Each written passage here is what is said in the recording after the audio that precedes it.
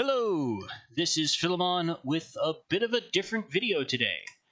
I've talked about my love of TTRPGs during some of the games I've played, but now I'd like to be more direct about it.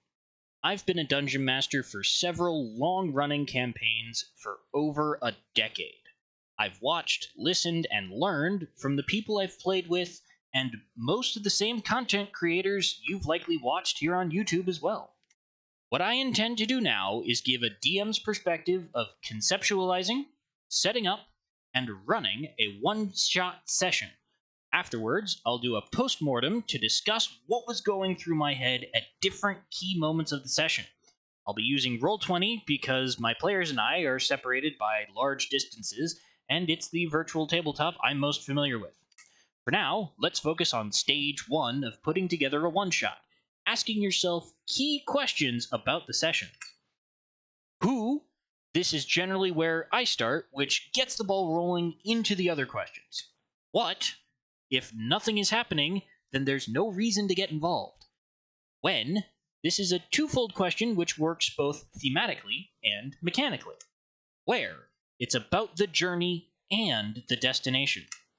Why? The reason your players get involved, and how leaving flaws in the grand plans is okay. Like I mentioned before, this is where I would typically begin. Basically, I think there are 3 approaches to starting at this point. First, go trolling through whichever monster book is appropriate for your system and see what interests you. When I started to be a dungeon master, I started with D&D 4th edition, mostly because I didn't know any better. But the way I would make any given venturing day would be to look up monsters of the appropriate level and see which type would grab my attention and then build outward from there. This way worked wonderfully for a combat-focused game that was, admittedly, very story-light. Another place to start is to take inspiration, with heavy quotations, from some form of media you enjoy and find some way of adapting and placing that into your game. I would call this my preferred method now that my long-form games have become far more story-driven. Your time as a DM is precious, so getting help from books, movies, anime, anywhere can make the process of deciding what to do and how your bad guy acts far easier. Option 3, I feel, is the hardest, but you may find it more rewarding to try and be as original as possible. When creating your bad person, this, I feel, has the most challenges, mostly because there is no such thing as a new idea anymore. Even at my most creative, I would still reference back to printed materials to gauge what the equivalents could achieve. For the purpose of these videos, I'll be taking inspiration for our main villain from Vigo the Carpathian, who first appeared in Ghostbusters 2. From the movie, we know that he has a commanding presence and some form of magic about him. This makes for a great standalone villain. If you've seen the movie, you may ask, wait, isn't he supposed to be stuck in a painting? How can he fight like that? Remember that question, because we'll be circling back around to it later. One other thing we know about him is he brings a lot of slime with him, which we will be incorporating once we get to setting up everything on Roll20. Now that we've picked our villain, we can ask what makes him bad. If your villain isn't actually doing anything wrong, then why stop them? And more specifically, why is this a problem that your group of players needs to get involved in that either the local authorities or government couldn't normally handle the situation themselves? For instance, the stakes are too high to send in the army.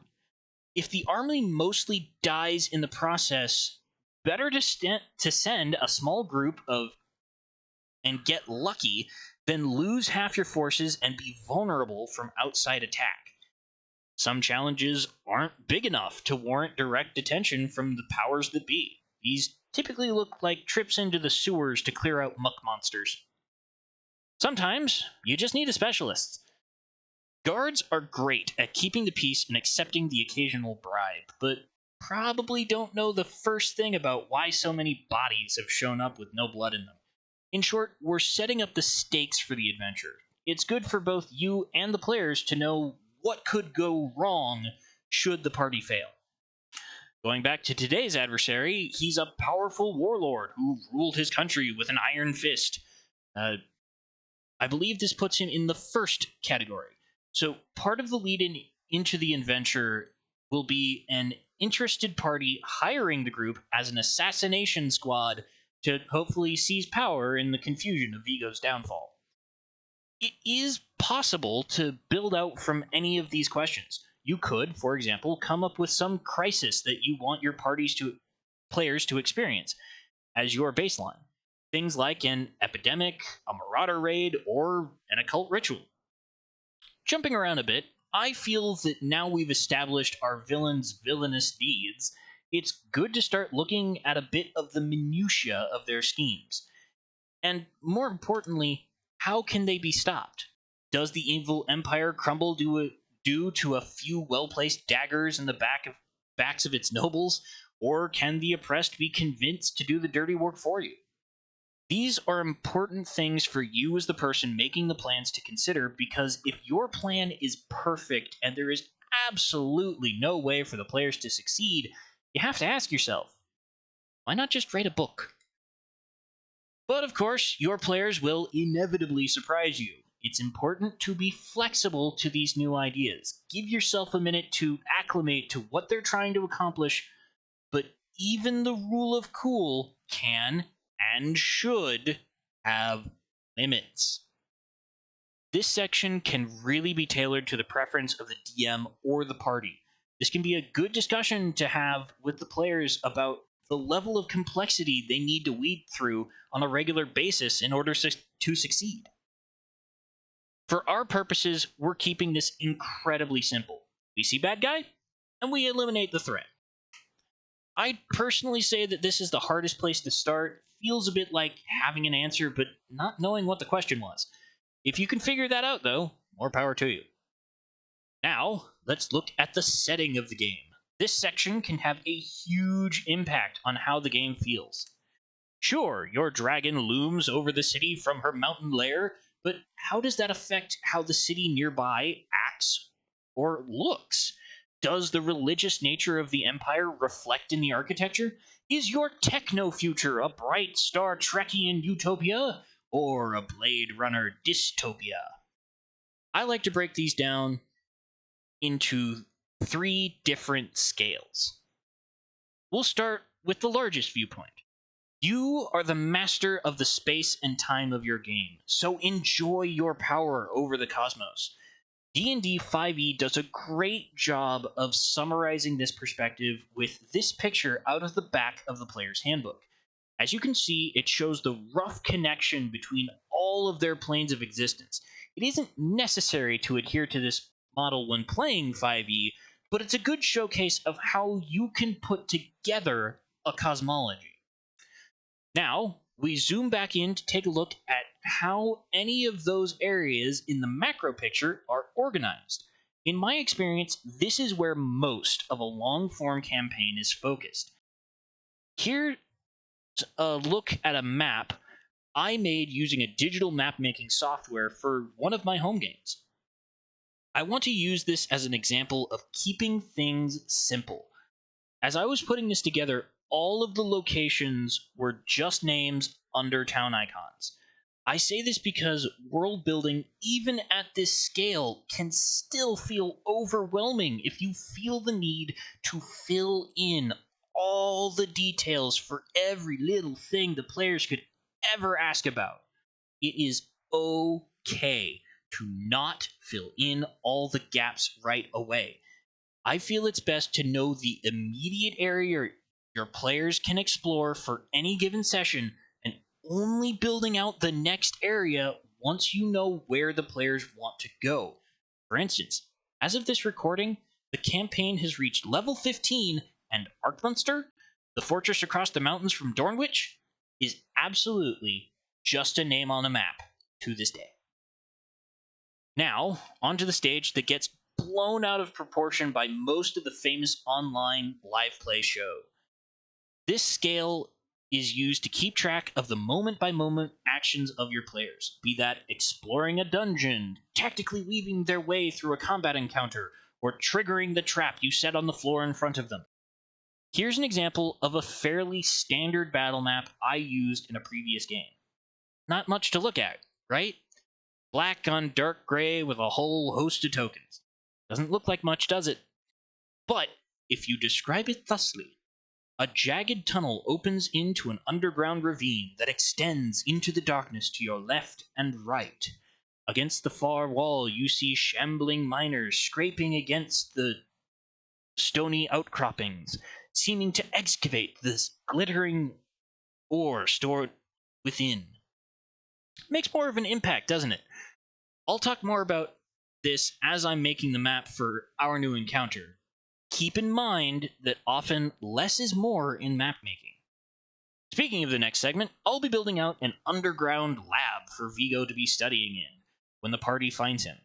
I'll make a mention of it being near the Carpathian border when I tell the group, but for this small of a game, I'm going to mostly ignore the macro and middle scale. If the series gets any traction, then I'll consider doing more campaign building videos in the future. Now, if you plan on starting at this stage, think about the settings you'd want to use. Does the party start in a vast desert with scarce resources, or are they embroiled in a sprawling city with politics controlling every corner? On to our penultimate topic. I break this into two sides because, especially for a one-shot, both are serious considerations and add to the tone you're going for. The concept of keeping track of time is an entirely human notion. There have been many different calendars throughout history, so don't be afraid to throw out the Western Julian calendar that you're familiar with and use some other system of dates. This can be fun if you want to build a setting where the current calendar has only been keeping track of years since the last apocalypse. So all of the cities and villages look like they're from the medieval period, but as you dig underground, you find remnants of a modern or futuristic age long forgotten. Now, level is an important decision for a myriad of reasons. For building a one-shot, the consideration is how much power do the players need to overcome the challenge you set for them versus how many extra abilities will they have that will overwhelm them during gameplay. Too much power, and they stomp over whatever you throw at them and laugh as they do it. Too little, and they will likely get wiped out.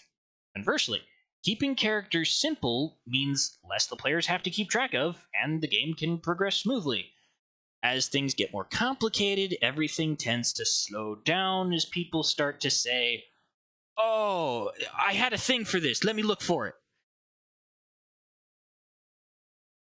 This is where things start to get interesting for the session we're planning. Instead of trying to take a D&D setting into modern-day New York, we'll look at a time from near the end of Vigo's canonical life. And how powerful will the party be for this confrontation? Level 7. This is just about my favorite middle ground for feeling like your character has enough power to make a real change, but not so complicated as to slow the game down. This is a fairly easy way to start the ball rolling for any game you want to run. Once you know what tech level the world has, you can get a sense of how people go about their business. Last, but certainly not least, the question that started a million existential crises. Why are we doing this? In a broad sense, it's to have fun with your friends, but for